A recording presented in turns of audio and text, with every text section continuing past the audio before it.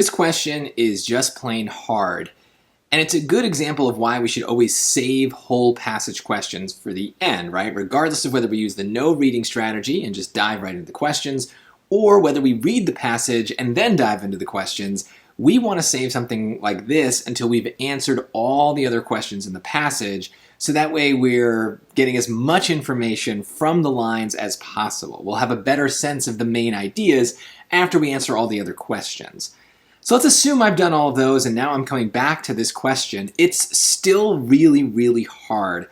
And so the best thing we can do is kind of narrow our focus as much as possible and try to really pick apart these questions, these answer choices. So the first thing I guess I notice as I'm looking through the answer choices is choice B is probably going to be wrong here for the reason that widely held belief, that's a very strong phrase.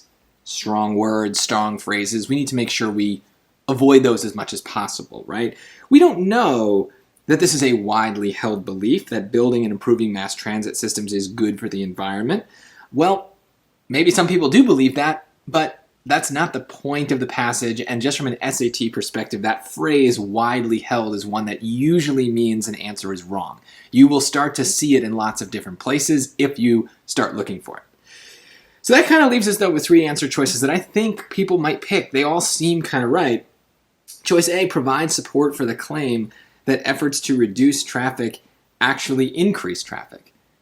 Well, there are large portions of this passage that kind of do say that when we try to reduce traffic, we end up causing more problems.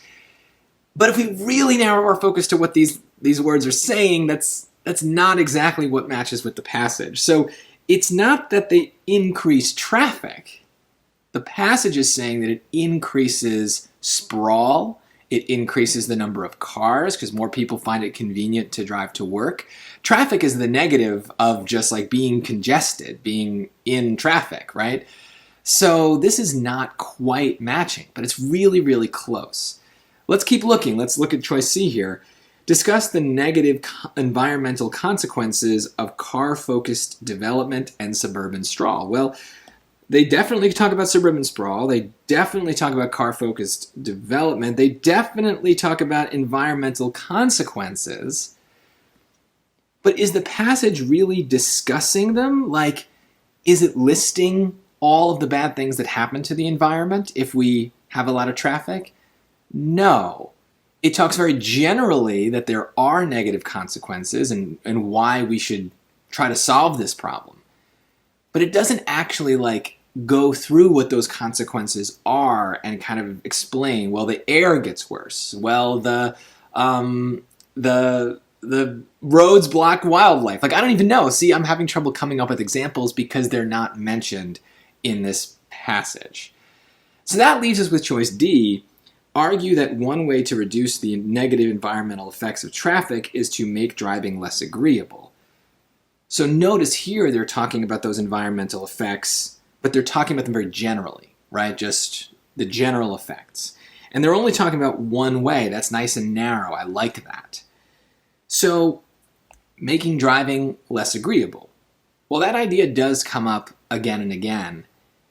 And this is why it's really good to kind of read do all the other questions first, that we are more likely to notice things like this. But at the end of the passage here, they kind of just come out and say this. So it says, no one ever promotes a transit scheme by arguing that it would make traveling less convenient, so less agreeable, even though from an environmental perspective, inconvenient travel is a worthy goal.